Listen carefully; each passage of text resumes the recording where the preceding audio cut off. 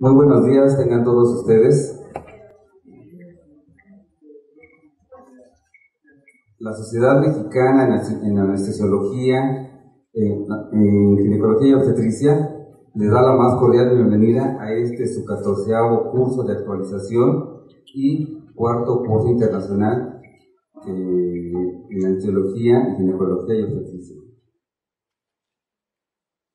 Hemos preparado para ustedes en este programa los principales temas de interés que están en el momento. Para eso hemos invitado a gente experta en el área para llevar a cabo este curso. En primer lugar, vamos a empezar con el tema muy importante que todo el mundo a veces estamos expuestos, ¿verdad?, a problemas neurológicos, y lo importante aquí no es esquivarlos o simplemente decir, ¿saben qué? No me toca, ya salió de quirófano. Por el contrario, yo creo que tenemos que saber qué hacer en caso de una lesión neurológica. Para eso hemos invitado al doctor José Luis Gutiérrez García, doctor, por favor, el cual es médico anestesiólogo, es algólogo, está adscrito a la Clínica del Dolor del Hospital General de México y también a la Unidad de Cuidados Paliativos. También es médico consultor del Hospital Ángeles de Interlomas. Para eso, iniciamos esta sesión con el doctor. Doctor, por favor, dejamos con su auditor. Bien, entonces, en la Clínica del Dolor del Hospital General de México, con cierta frecuencia recibimos pacientes derivados no solo de la unidad de gineco-obstetricia del hospital, recibimos también pacientes derivados de otros hospitales en donde fueron intervenidas por cirugía obstétrica o cirugía ginecológica y que llegan a la clínica por algún tipo de complicación neurológica.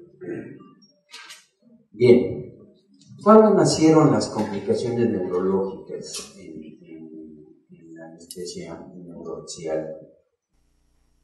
Bueno, nacieron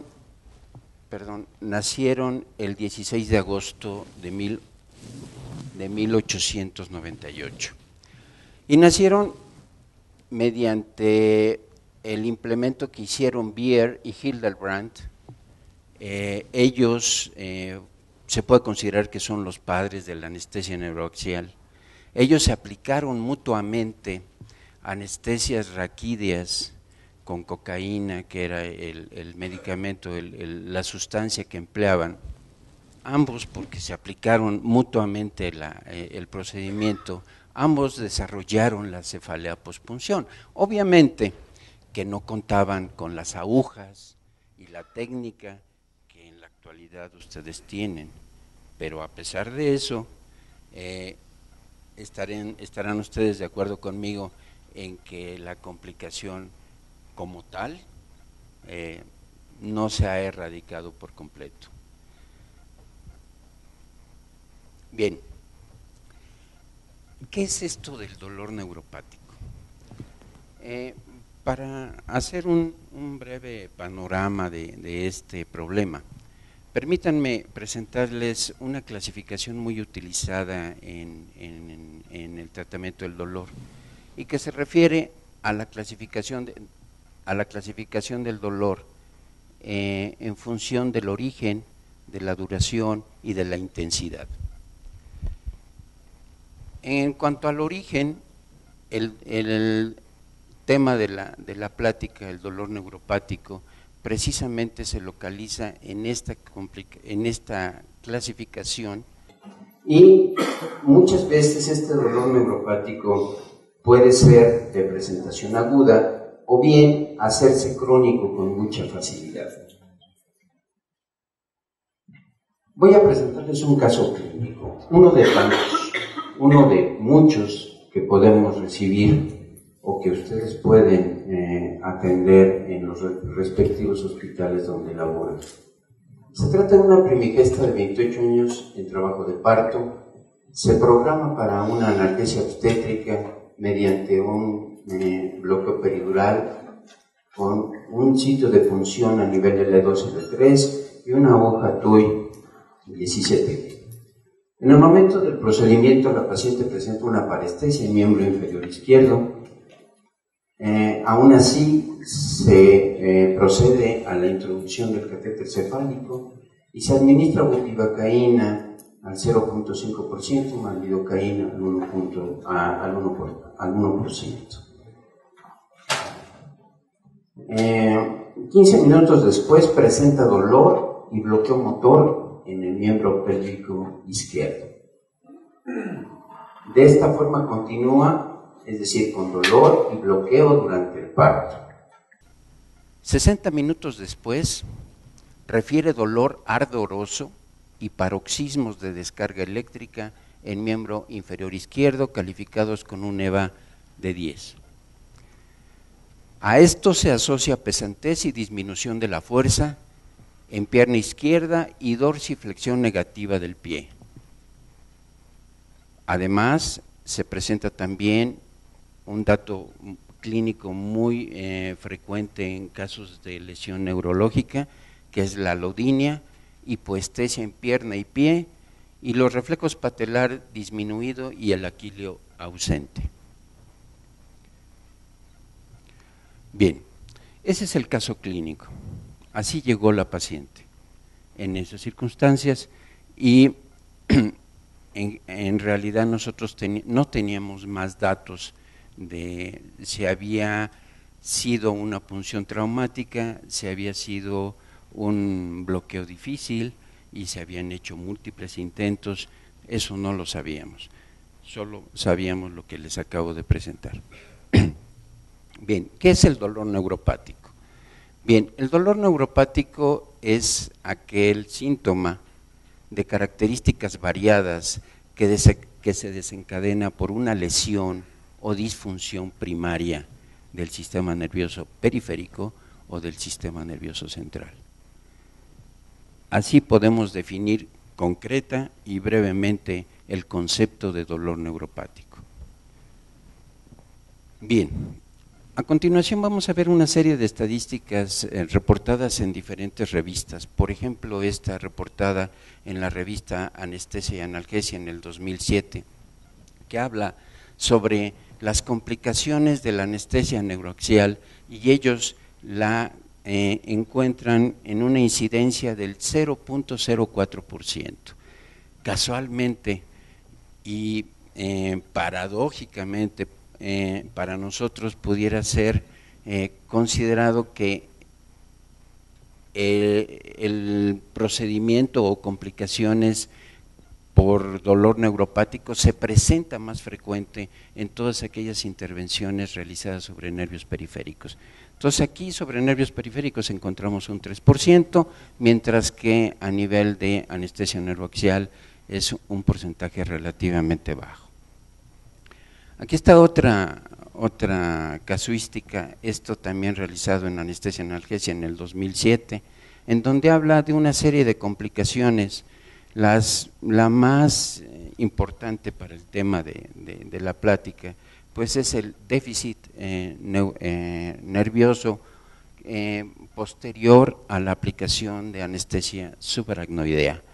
Y observen que de estos 34 casos,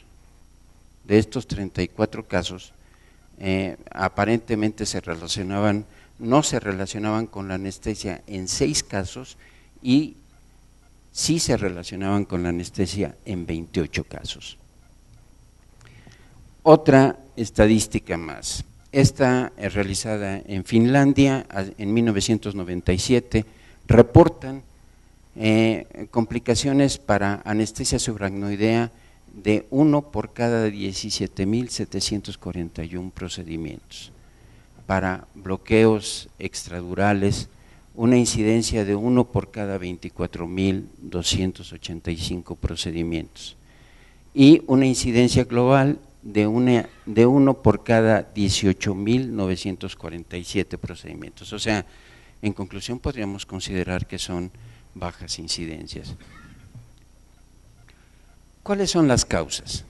Yo diría que así, muy brevemente y muy concretamente, podemos considerar que son 2 las causas. Primero, el procedimiento anestésico en sí. ¿Cómo se realizó el procedimiento? ¿En qué forma? Y bajo qué circunstancias se realizó. Y en segundo lugar, los fármacos empleados en esos procedimientos. Bien, hablar de fisiopatología es realmente un tema apasionante, pero también es un tema extraordinariamente largo y complejo. Y no podemos emplearlo tanto tiempo porque en realidad el objetivo de la plática es enfocarnos hacia qué hacer en el momento en que se presente esa complicación.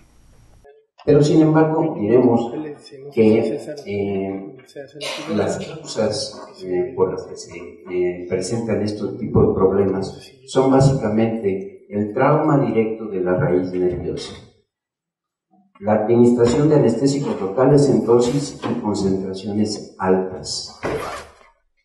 Hay trabajos, sobre todo a nivel de reportados en Japón y reportados en Anesthesiology hacia el 2004, en donde hablan de que los anestésicos locales por sí solos pueden tener actividades de detergentes prácticamente, provocando disrupción de la membrana axonal y lesiones de las mitocondrias neuronales. Pero si a esto agregamos que en muchos procedimientos que realizamos en anestesia obstétrica agregamos una serie de elementos combinados con los anestésicos locales, se convierte todavía más en un riesgo potencial de daño neuronal. Aquí tienen unas imágenes en donde en el lado izquierdo observamos cómo las raíces, una vez que dejan el canal vertebral y salen por los agujeros de conjunción, salen realmente desprotegidas y solamente recubiertas por el perineuro, lo cual las hace extraordinariamente sensibles a la punción traumática de una aguja o bien a la acción farmacológica de algunos medicamentos. Si por accidente o porque la técnica planeada es un procedimiento de anestesia subaracnoidea, los fármacos penetran hacia el espacio subdural. Estas raíces quedan realmente desprotegidas y son fácilmente agredidas por la presencia de anestésico local. En la parte derecha de la diapositiva es un estudio realizado en ratas, en animales de experimentación, en donde intencionalmente se funcionó la dura y se administraron anestésicos locales. Y observen los cambios que hay. Esta es la imagen de una fibra nerviosa normal. Y observen los cambios que ocurren en las fibras en donde actuaron los anestésicos locales de manera neurotóxica. Pareciera que los axones desaparecen o cuando menos disminuyen notablemente de número en comparación con la imagen del lado izquierdo. Aquí hay otra serie de casuísticas, esta también de Finlandia en 1997, en donde se establecen la serie de complicaciones que pueden darse después de una anestesia neuroaxial. Si enfocamos nuestra atención a las complicaciones neurológicas, veremos que con mucho son las que más resaltan en comparación con el resto de las complicaciones. Y observen cómo de 31 complicaciones, aproximadamente 7 son peridurales y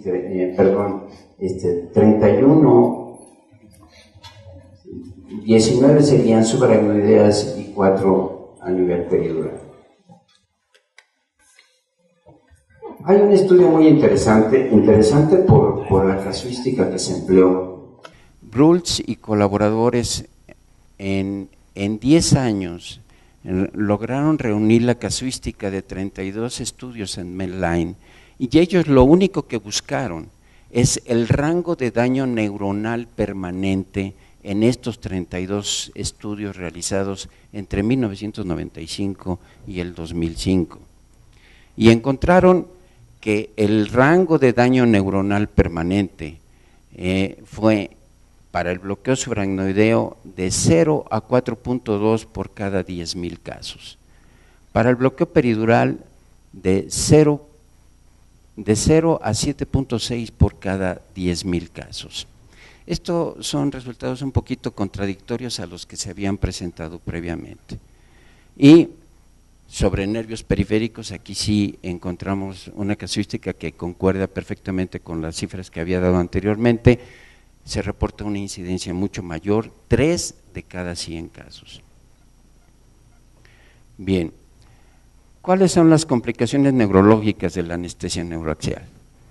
Son varias, pero si nos enfocamos básicamente a las que son más frecuentes, como las traumáticas y las ejercidas por los anestésicos locales como las químicas, pues veríamos que pueden actuar por acción directa de la punción de la aguja, por el estímulo del catéter, o bien por presencia de sangrado en el canal peridural o subaracnoideo.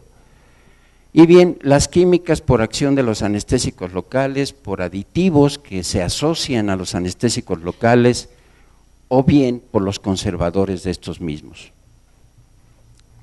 Bien, una vez que se presentó el problema,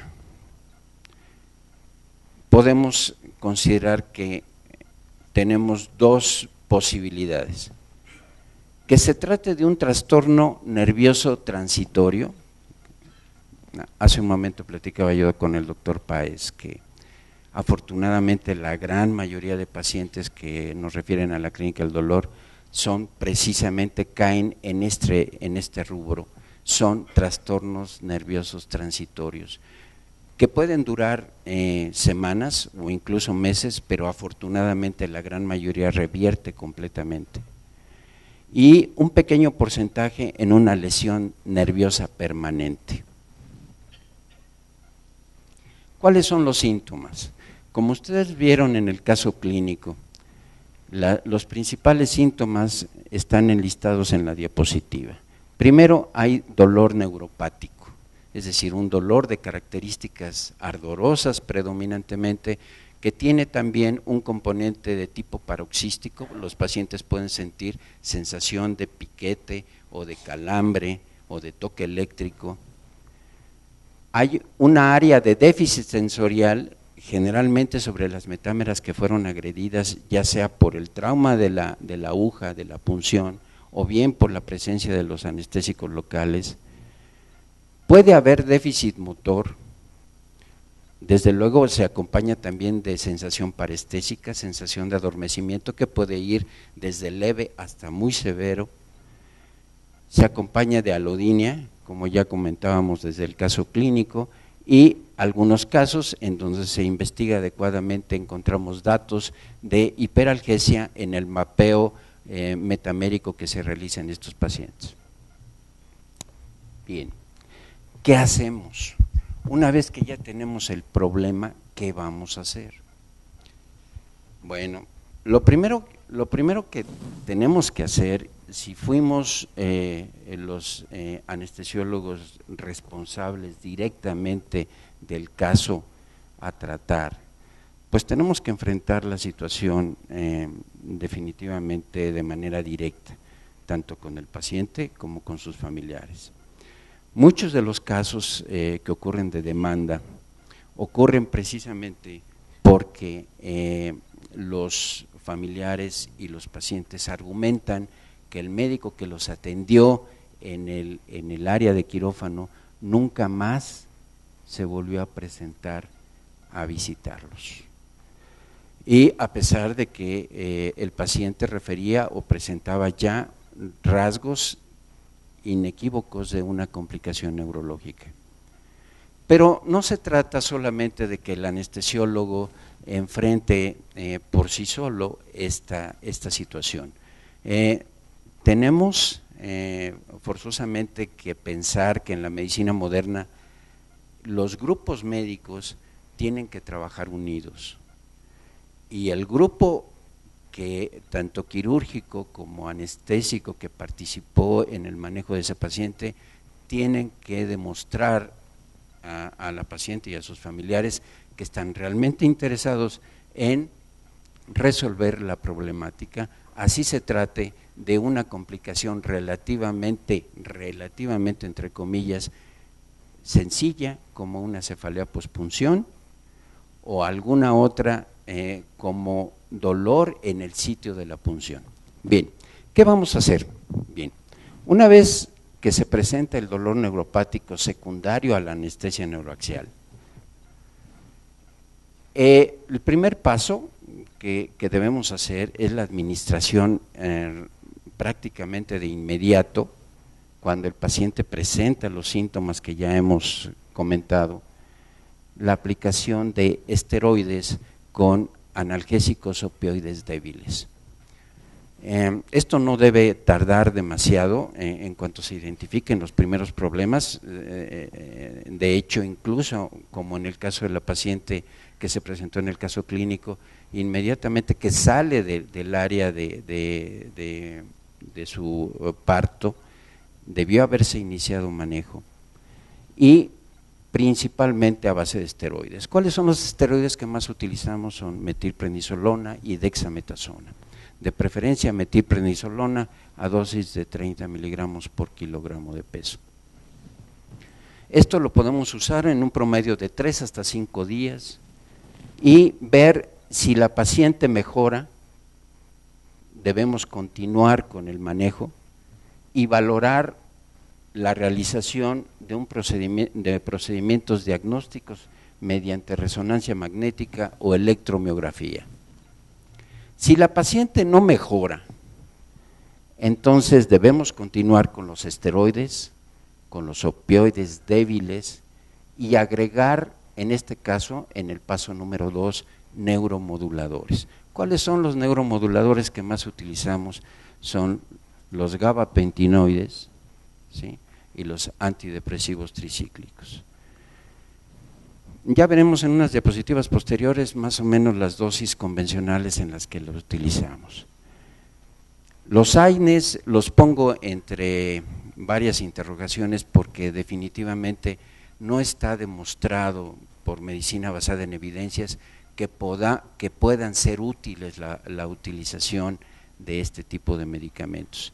Sin embargo, existe una fuerte tendencia por parte de todos los médicos, tanto de médicos cirujanos, ginecobstetras y de los mismos anestesiólogos, que invariablemente indican el uso de AINES, lo cual en lo personal no lo sugiero mucho porque estamos utilizando esteroides. Entonces, la combinación de esteroides y AINES realmente pudiera ser una contraindicación. Bien, en este paso también hay que valorar ya casi de inmediato el inicio de la fisioterapia y en este caso sí solicitar lo más pronto posible una electromiografía y una resonancia magnética. Si la paciente mejora con este tratamiento, debemos continuar con él por un lapso promedio de 2, 3 y hasta 4 semanas.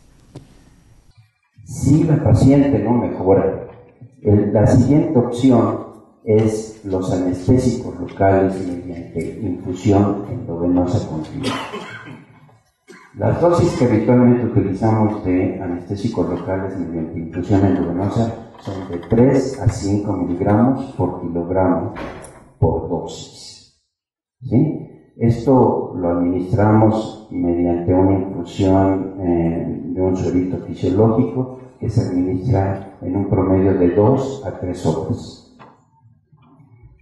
Debemos continuar también con los esteroides, los opioides débiles, los neuromoduladores y podemos agregar el uso de agonistas de los receptores adrenérgicos alfa-2, la clonidina para ser más precisos. Y debemos también continuar con fisioterapia. Si la paciente mejora, pues no hay otra más que continuar con ese mismo manejo, pero si no mejora, entonces proponemos que debemos continuar con los anestésicos locales mediante infusión endovenosa, que puede utilizarse en esquemas por horario, es decir, se pueden administrar hasta 2 veces por día. Esteroides, neuromoduladores, opioides débiles y los antagonistas de los receptores NMDA. Tenemos buena experiencia con el uso de ketamina administrada a dosis anestésicas por vía de endovenosa continua, y cuando el paciente es ingresado a domicilio, a su casa, cambiamos la ketamina a vía oral. Y afortunadamente hemos tenido buena tolerancia y buena respuesta con el uso de estos antagonistas. Desde luego también continuar con la fisioterapia, que es un requisito indispensable. Y si el paciente mejora, bueno, pues debemos continuar con todo este tipo de manejo, con un retiro paulatino de fármacos, cambio a la vía oral de la gran mayoría de ellos, y manejarse el paciente mediante medicina física, pero como paciente externo. Y si no mejora, definitivamente hay que considerar que el daño puede ser desafortunadamente permanente. Aquí están los protocolos de manejo de manera muy resumida que puedo ofrecerles como experiencia en la Clínica del Dolor del Hospital General y en la Clínica del Dolor del Hospital Ángeles Interlomas. Bueno, ahí los esteroides, como les decía, el más utilizado es la metilprednisolona. Cuando por alguna razón no se tiene al alcance, lo cual es raro, pues utilizamos dexametasona a dosis de 8 miligramos.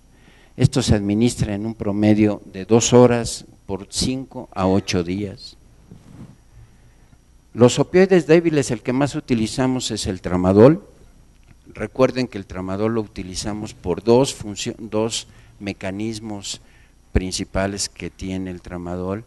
Primero, por su acción opioide sobre los receptores, y segundo, por la inhibición en la recaptura de serotonina, lo cual incrementa o favorece los mecanismos inhibitorios descendentes de control de dolor. Las dosis de los opioides débiles, como dosis máxima que utilizamos, es de 400 miligramos por vía parenteral, es decir, por vía endovenosa, aunque hay algunos autores que sugieren que puede ser hasta 600 miligramos cuando se emplea por vía oral. Los anticonvulsivantes, los gabapentinoides, generalmente los utilizamos en dosis de 300 a 400 miligramos cada 8 horas. Nos hemos encontrado que algunos pacientes que llegan a la Clínica del Dolor, o bien que los vamos a visitar al área de hospitalización donde están internados, los pacientes ya tienen instalados algunos tratamientos, sin embargo, están manejados a dosis subterapéuticas. Esto es desafortunadamente por temor. Es decir, una gran cantidad de pacientes están manejados con dosis por debajo de lo que de la terapéutica ideal, y por eso las respuestas muchas veces no se dan o se tardan mucho en presentarse. Otro de los anticonvulsivantes que utilizamos con mucha frecuencia es la pregabalina, a dosis de 75 miligramos cada 12 horas. Esto lo podemos llevar hasta 150 miligramos cada 12 horas. Los antidepresivos, que también pueden utilizarse con mucha frecuencia en este tipo de casos, el más común es la amitriptilina y las dosis son en general muy bajas, 25 miligramos cada 24 horas o 50 miligramos al día. Para la imipramina, yo personalmente prefiero la imipramina porque los efectos secundarios son menores, los efectos colaterales son mucho menos marcados, los pacientes lo toleran mucho mejor y no abandonan los tratamientos por efectos colaterales indeseables. Las dosis van de 10 a 25 miligramos cada 12 a 24 horas. Los anestésicos locales que les comentaba hace un rato, que no son una opción de primera línea, pero cuando los llegamos a utilizar, los utilizamos en dosis de 3 a 5 miligramos por kilogramo de peso. Se deben también administrar en un promedio de 2 horas, siempre con el paciente monitorizado, eso es muy importante, el paciente debe estar monitorizado. Y les hablaba de los antagonistas de los receptores en NMDA, básicamente ketamina a dosis de 0.2 a 0.75 miligramos por kilo cuando lo utilizamos por infusión, y cuando lo utilizamos por vía oral utilizamos de 25 y hasta 50 miligramos de ketamina vía oral cada 8 o cada 12 horas. El agonista de los receptores adrenérgicos alfa-2, la clonidina, lo utilizamos en general poco, pero sí lo hemos llegado a utilizar a dosis de 0.1 miligramos de 1 a 2 veces al día. Y nuevamente los AINES los dejo con muchos signos de interrogación, porque la verdad es que considero que son de las últimas alternativas que podemos utilizar, porque por medicina basada en evidencias no se ha demostrado la utilidad de estos fármacos en complicaciones como las que acabamos de mencionar. Bueno, quiero presentarles, no sé si algunos de los presentes, yo espero que sí, supongo que sí, han oído hablar del doctor José Usubiaga. El doctor José Usubiaga es uno de los grandes exponentes en anestesia regional. Y él ya murió, pero hacia 1977 confesaba lo siguiente: es preciso confesar que hasta la fecha el tratamiento de las secuelas neurológicas debidas a la anestesia neuroaxial han resultado insatisfactorias en grado sumo. Fíjense, estamos hablando de 1977, estamos en el 2013 y estamos casi igual. Este tipo de problemas, desde luego, se les han encontrado alternativas y han resultado eficaces, pero no se ha encontrado realmente el tratamiento que sea 100% eficaz en todos estos casos o en la mayoría de los casos. Conclusiones. ¿A qué podemos concluir? Ya para terminar en 5 minutitos de los 45 que tenía asignados. Bien, las complicaciones neurológicas secundarias a la anestesia neuroaxial son raras.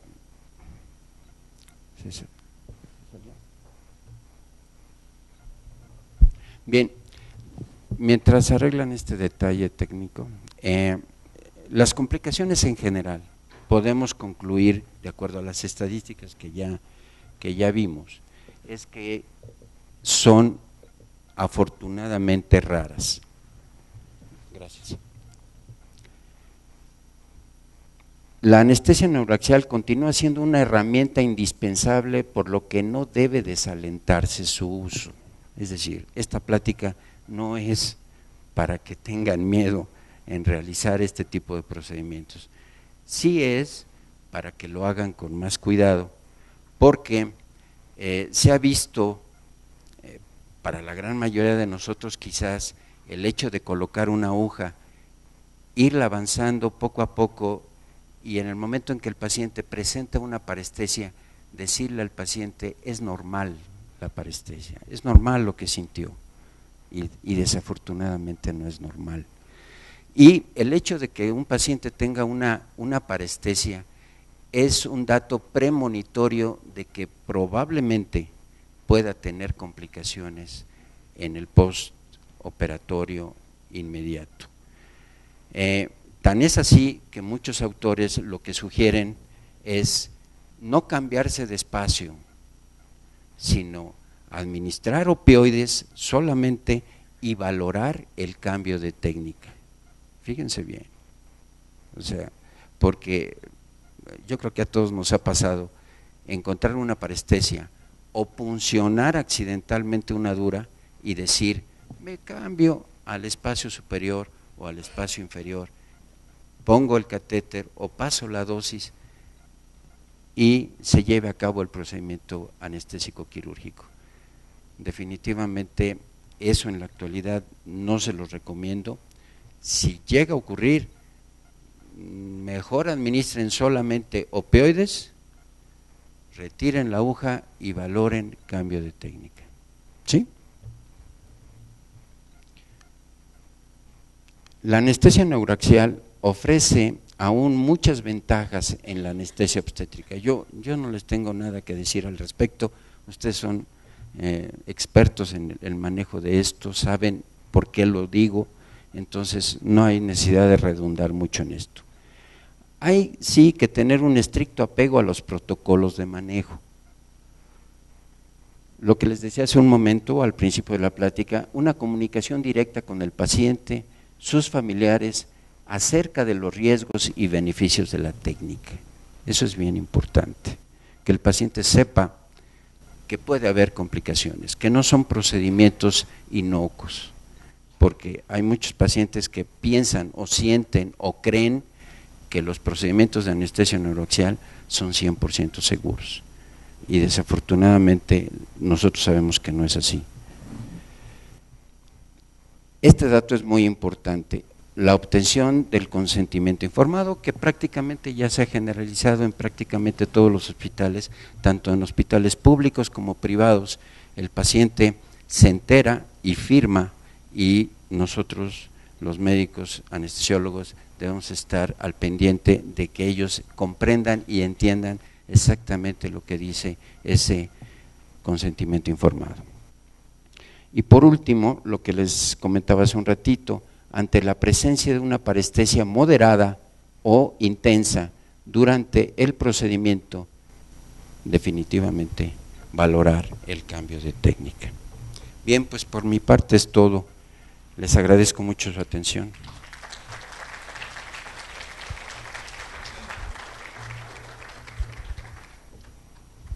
¿Tenemos alguna pregunta para el doctor Gutiérrez?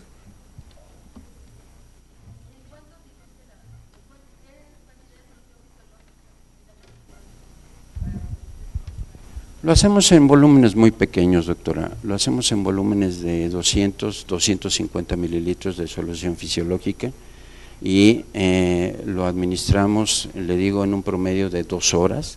Esa misma combinación de fármacos la podemos repetir a las 12 horas, es decir, 2 veces al día, dependiendo de la severidad del caso, pero en concreto el volumen en el que diluimos las mezclas de los fármacos son volúmenes muy pequeños, de 200 o 250 mililitros de fisiológico.